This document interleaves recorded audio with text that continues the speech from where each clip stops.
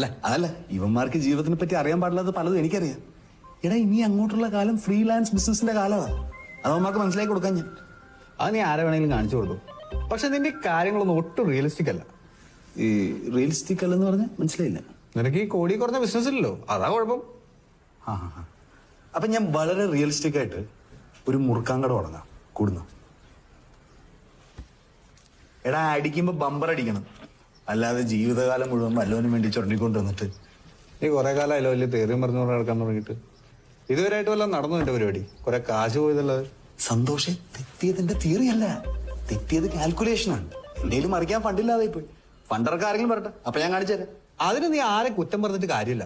നിന്റെ ഈ പരിപാടിക്ക് ഒരു തരം തരികിടല്ലേ? എന്ത് തരികിട?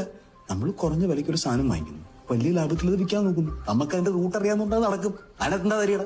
തരികിടയാണല്ലോ, പിന്നെ കുറെ ഫാന്റസി. അല്ലാതെന്താ?